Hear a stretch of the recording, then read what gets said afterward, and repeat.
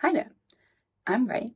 I study Japanese, and in this video, I just wanted to go over my goals for 2025 while having a cup of tea. So get yourself a hot beverage or cool beverage, whatever it is that you like, and let's chat through it. It probably makes sense to maybe first talk a little bit about how 2024 went for me for studying Japanese.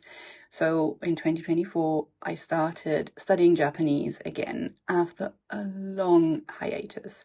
So how did 2024 go?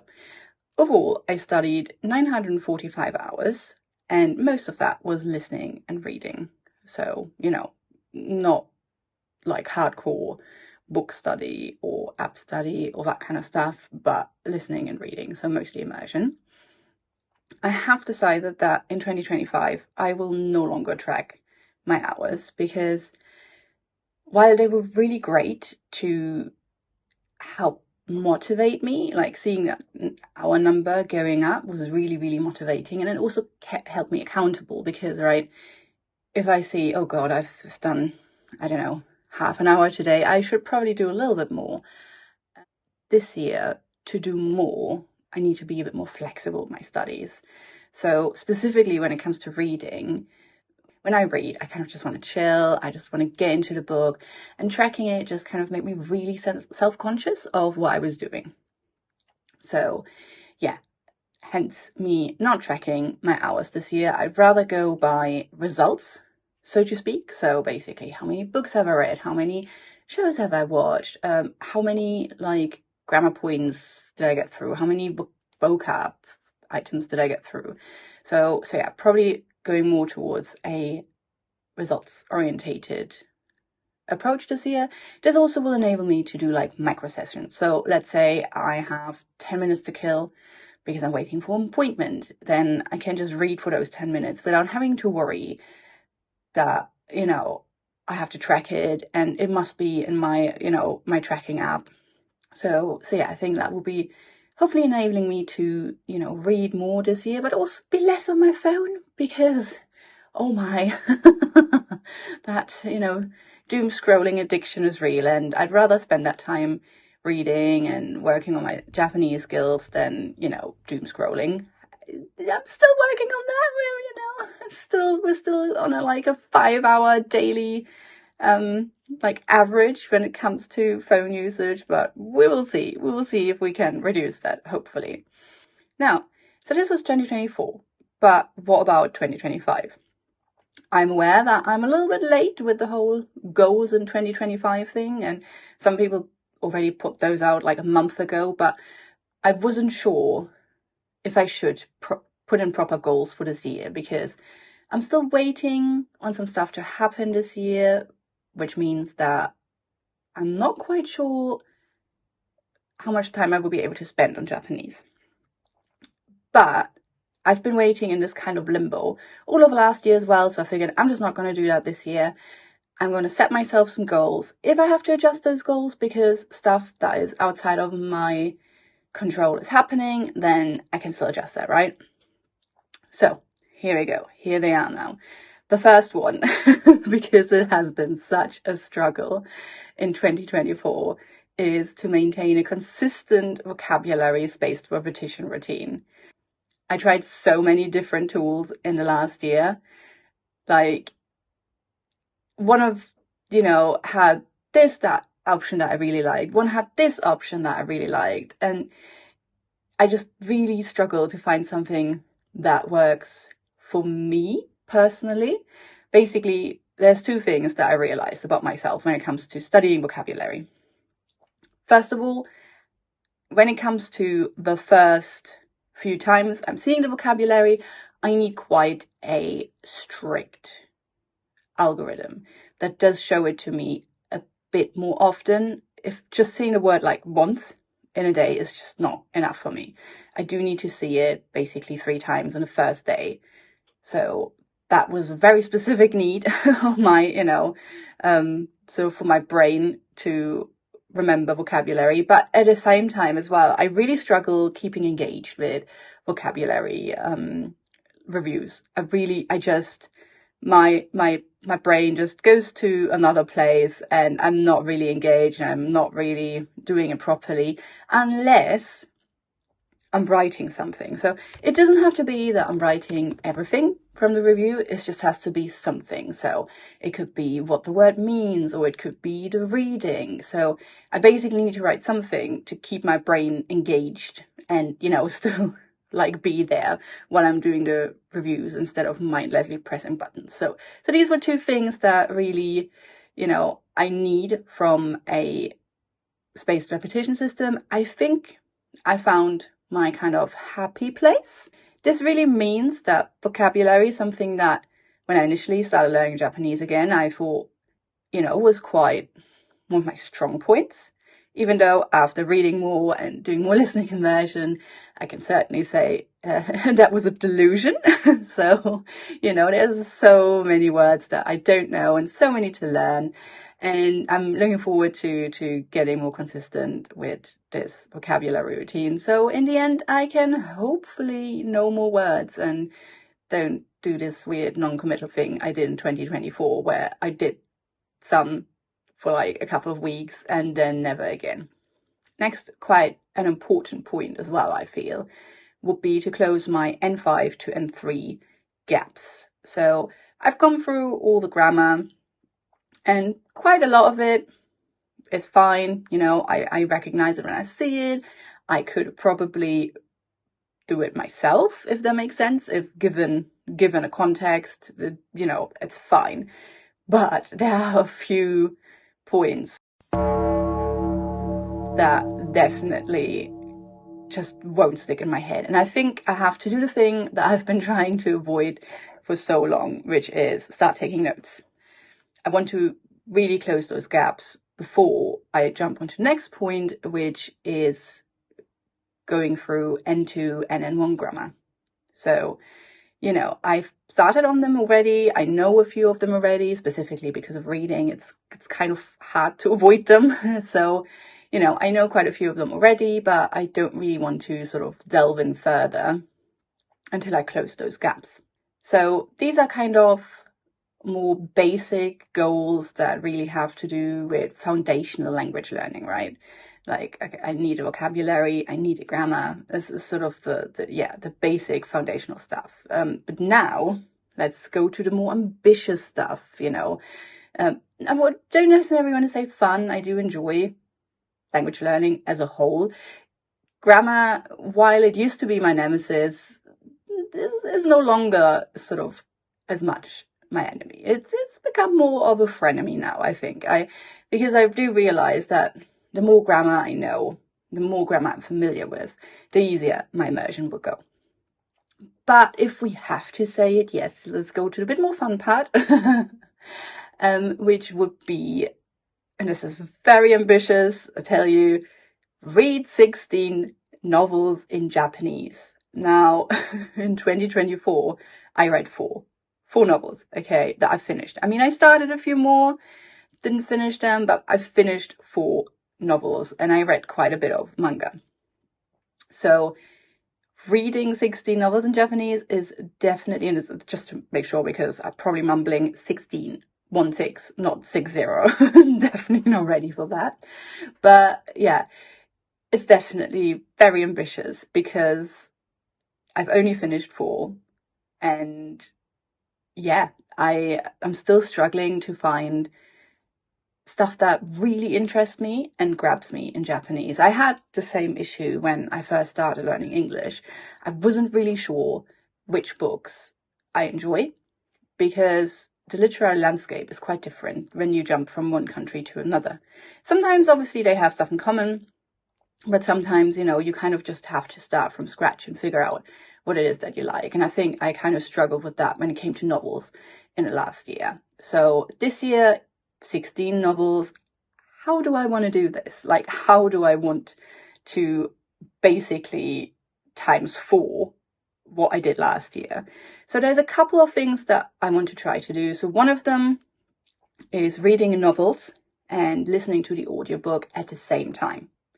that's something that's been recommended to me by other study buddies, and I really want to give it a try. I'm not the type of person that just listens to audiobooks by themselves, or haven't gotten into the habit of it, at least, you know, might be a new hobby I pick up. So yeah, this will certainly be interesting, and I want to see how that will affect my reading quota of the year. One thing that I've changed this year as well is that I've moved over to a new reading tracker.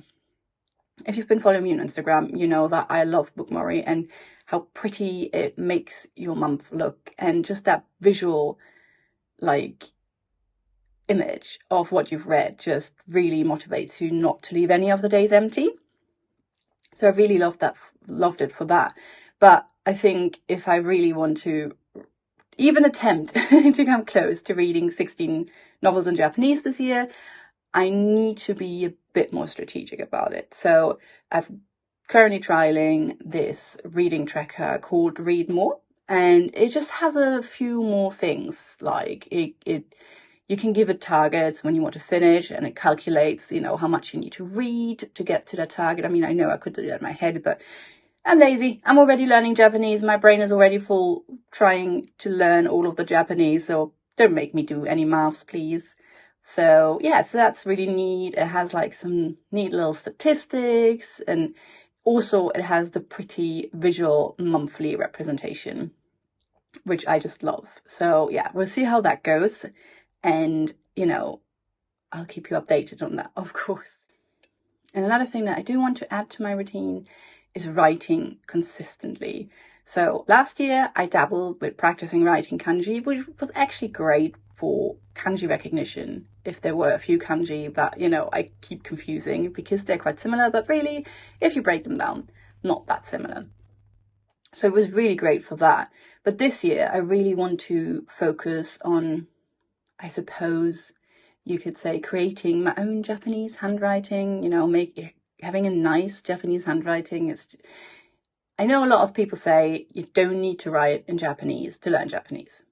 Sure. But look, I love stationery. I love using stationery. And I really have this goal of writing in really neat Japanese handwriting in this pretty stationery.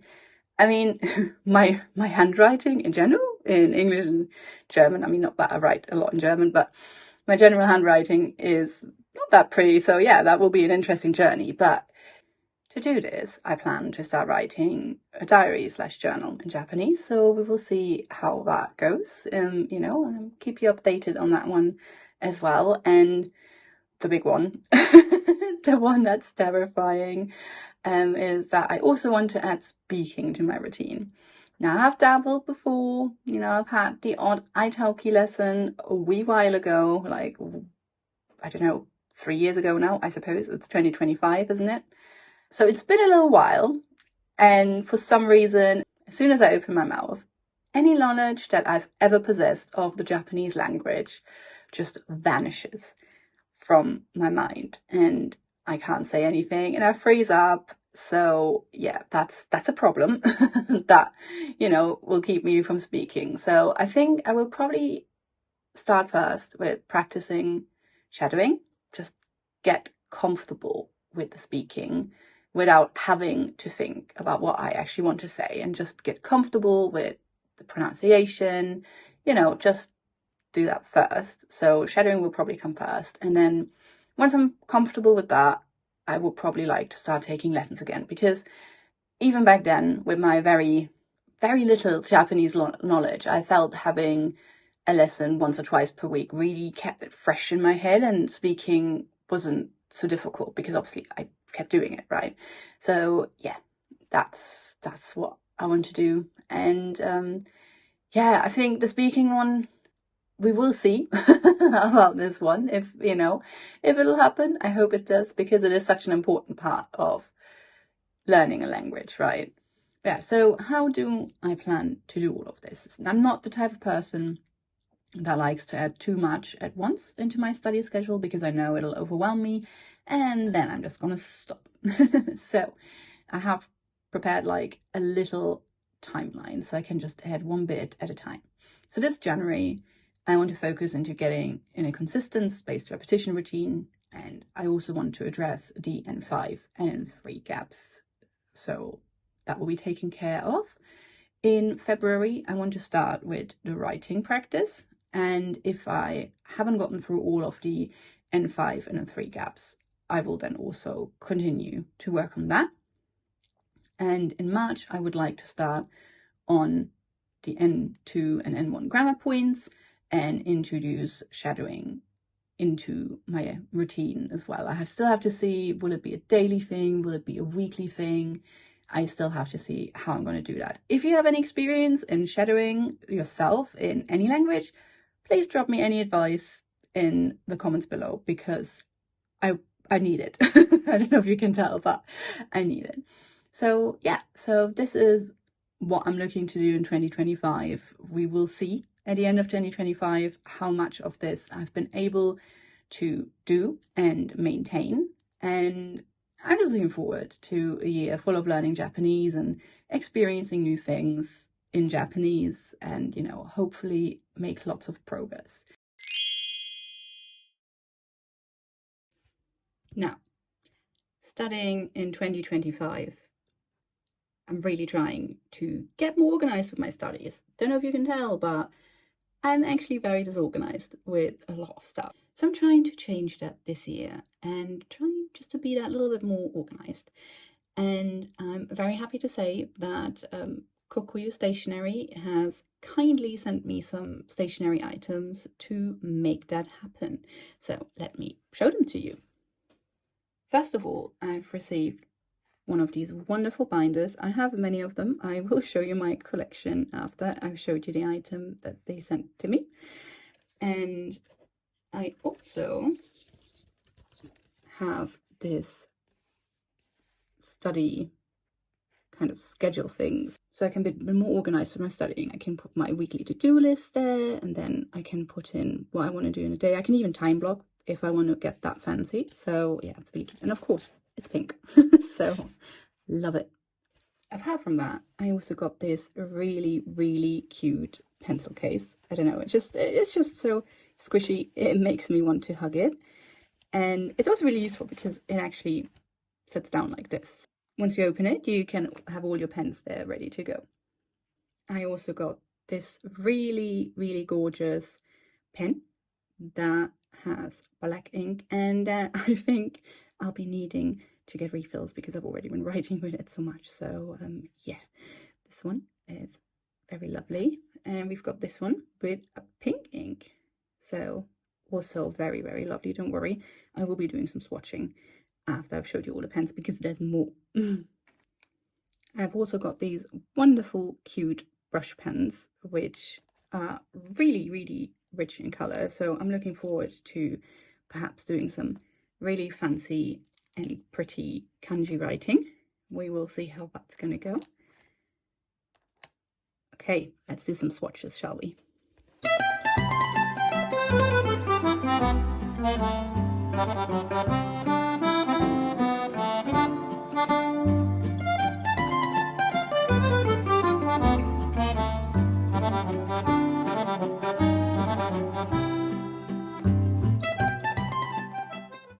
Thank you so much, Kokuyo, for sending them over to me so I can be more organized in 2025.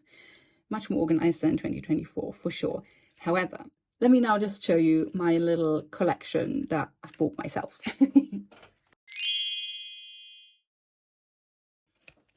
There we go. So I'm really obsessed with these binders because I'm the type of person, I'm really worried I'm ruining a notebook, if that makes sense. Like I might write really ugly and then, you know, I've just ruined the pristine, lovely notebook. And with this, I just have less of a fear because you can actually open this and then you can take the sheets out if, you know, you really don't like what you've written, or maybe you want to reuse it for something else. But yeah, so here's my little collection. I've got this very nice stripy one. It's very cute. I've got this kind of light blue color.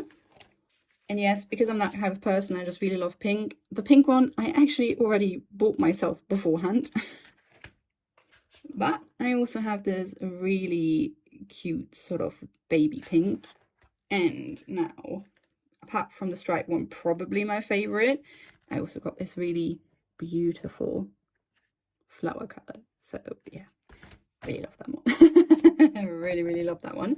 So yeah, this is my little collection of binders that I bought myself. But while we're at it, I might as well show you. Just recently, you know, I'm trying to be a bit more minimal and, you know, have less things, but at the same time it seems that doesn't apply when it comes to stationery, right? It seems to be a thing that I just can't help myself.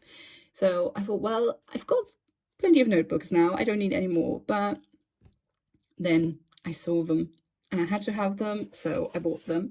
Just look at them. Aren't they just the cutest, littlest notebooks? I mean, how can I not be motivated? And wait a second, where is she?